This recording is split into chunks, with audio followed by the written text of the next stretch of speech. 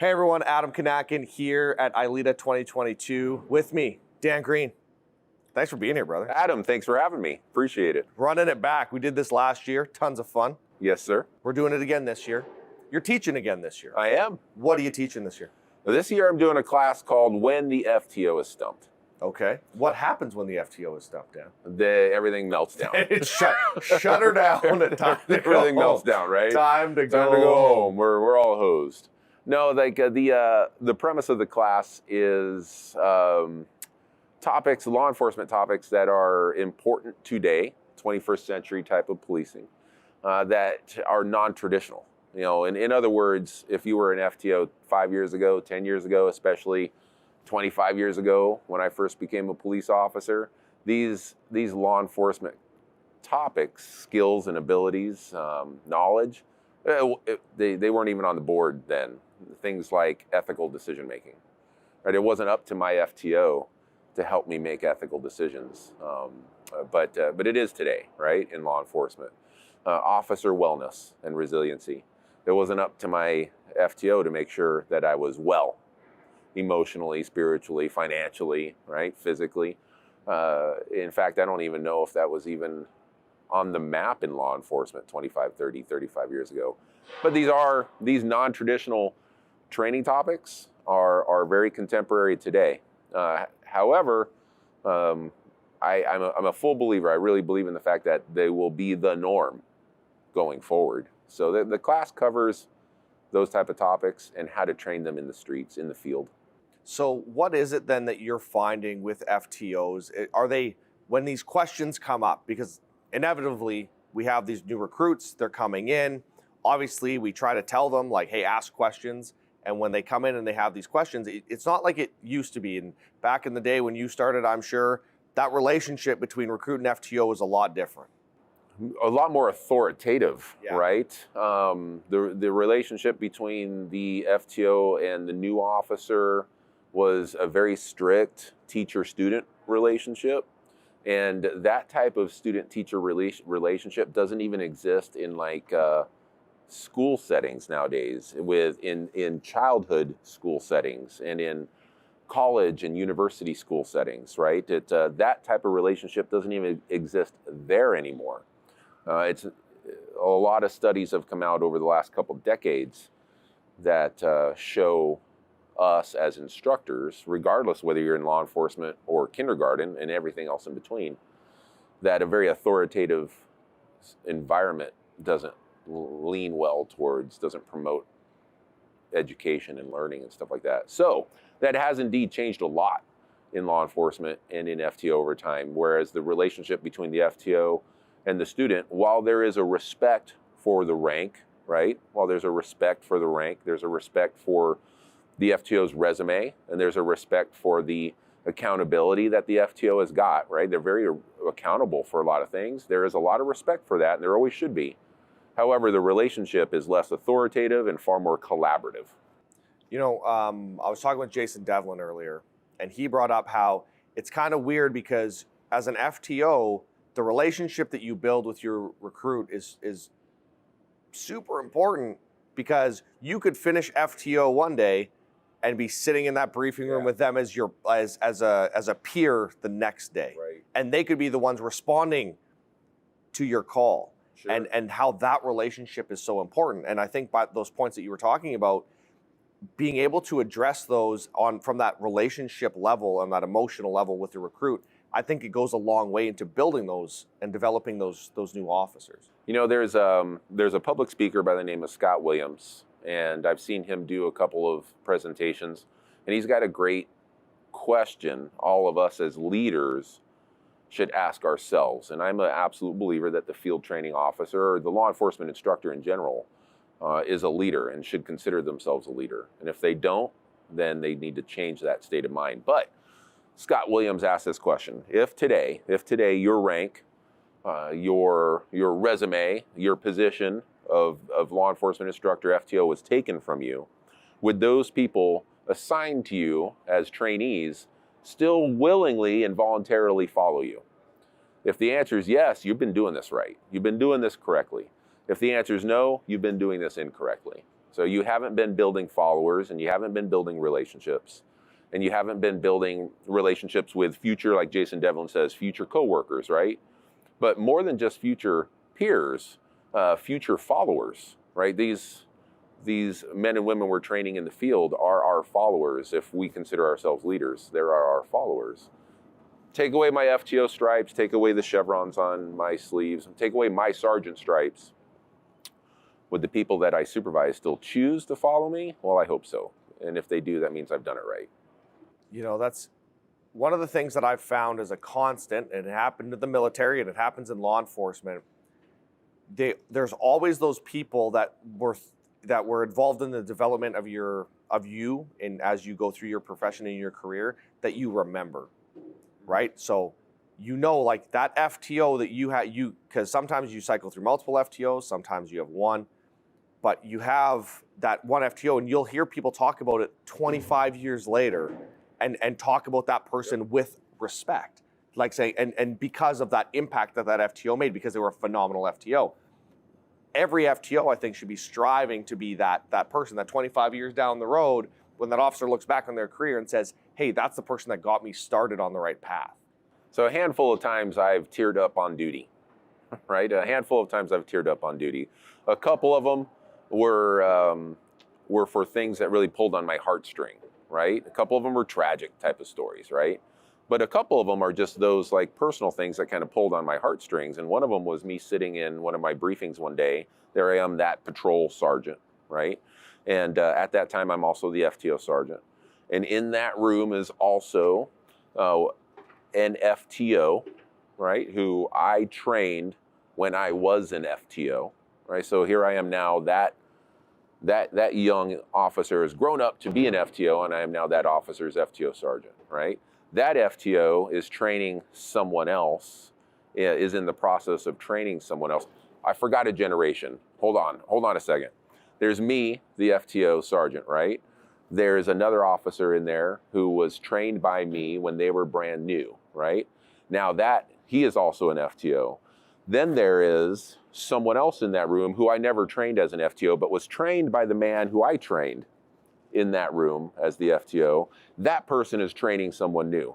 There's 1, 2, 3 generations of, dare I say, Dan Green trained people, police officers in this one room. And add me, I guess I'm the 4th generation of lineage in that lineage. You're the great grandpa. And I didn't even bring it up. Like I'm the great grandpa, right? I totally feel like it too sometimes, right? Totally feel like it. My back is out right now. That's I can right. barely sit. But it was one of those, pull on the warm and fuzzies. And I didn't even notice it at the time. It was the what would that be? Great grandpa, grandpa, dad, right? It would be dad, right? Dad brought it up. He's like, hey, take a look at this for a second. And so circling back around, long story, long-winded answer, circling back around to what you're saying is, yes, people do have stories about you. They have memories, they have stories. Some of them are funny, some of them are out of respect. Some of them are like, oh, what a crazy time that was. Gosh, that was a crazy call, man. That's what we hope they are, right? That's what we hope they are. And we hope they're not the other side of that coin, right? Like them, someone wanting to just poke toothpicks in their eyes because they trained with you. Right. So that was a cool moment. The 4 generations, me playing grandpa for the time. That's awesome, man. Yeah. So with the instructors here today, when you're teaching them, what are the things that you want them walking out of your class with? Out of my class with? Something new, right? So I taught this morning, and I had FTOs in the room, and I had FTO managers in the room. So I guess I would start with the idea that while the class kind of focuses on what we call today non-traditional law enforcement training topics, I want them to leave knowing that they're more than likely going to be the norm. Like what we're talking about today in terms of stress management, officer wellness, ethical decision making, right? Well, we're talking about those things today as today's non-traditional topics, but they're going to stick. These things are going to stick, and we're going to have to train them for a couple generations going forward. So I want them to kind of take that to heart. And I also want them to see something new in it. I'm hoping that at least one person in the class said to themselves, yep, I've been challenged with that, or my FTOs, maybe I'm the manager, right? My FTOs have been challenged with this lately, and we've been looking for a way to fix it, and I just got it. Like, thank God I came to this class. So just like every other class that I teach, and I'm sure every other instructor here at ILETA, just like every class that I teach, I don't want to waste anybody's time. You know, if I hope to God I don't waste anybody's time. And B, you leave with something new that actually makes your job easier, makes you better, and it's a skill, it's a knowledge, it's an ability you didn't have before you came to the class. Yeah, I love that. Last question for you, brother. Why do you always keep coming back to it? I was hoping for another dozen questions. We can talk all day. We could, but it's dinner time. It is dinner time. I'm hungry. Why do I keep coming back to ILETA? It's you. It's Brian Willis. It's Harvey. And then list all the other list all the other people that you see coming here on a regular basis, right? It's the level of knowledge and abilities, these things I keep talking about, knowledge, abilities, and skills, right? It's all over the place here. All over the place here. You cannot spend a day here without leaving having learned something new, for sure. And so there's all these, the regulars here that when you come here, you're gonna connect with one of the regulars and you're gonna have a good time catching up. And you're going to learn something new from them, something they've been doing the last year or so since we last met. You're going to learn from them. And then there's B, to this question. Then there's all the newbies. There's the ILETA virgins, if I dare say. I don't want to get all too dirty on microphone here. They're new. They're rookies to the game. And you get to do one of two things, or maybe you can do both of them. You can at least get to know someone new, right? Shake hands, get to know someone new, get to know a little bit about them. And also, if you're a returner or a returnee, if you're a veteran, if you're an ILETA veteran, you get the chance to do for them what someone has done for you. And that is like, take you under your wing, let me show you where the classrooms are, let me look at your schedule, give you some advice on how to handle the week-long courses and blah, blah, blah, right? You get to do a little bit of mentoring and make a new friend while you're at it, right? I love that, dude. I love it. Well, I appreciate you taking the time, coming back and talking with us. And My looking pleasure. forward to seeing you in Louisville for the NAFTO conference coming up in June. Yes, I wish, off the top of my head, I want to say 8, 9, 10. It might be 9, 10, 11. No, it's 8, but 9, 10. It is June 2022 in Louisville, Kentucky. Yeah. I hear there's bourbon. There will be plenty of bourbon. And anybody who's interested, and Dan, of course, we didn't really talk about this because we were talking about the training, but you're the executive director for NAFTO, the National Association of Field Training Officers. Yes, sir. That's one of the organizations here at ILET that we had to partner with. We've been working together. We're going to be doing a lot of amazing stuff this year. So if you're interested in NAFTO and learning more from Dan and all the phenomenal instructors with you guys, you can check out any of the links on the video, on the podcast. Come to the ILET website, go to the NAFTO website. NAFTO.org. Come to ILETA, whatever it is, but you can get all the information there. So, brother, appreciate it. Let's go grab a bite to eat. Let's do it. All right. Thank you.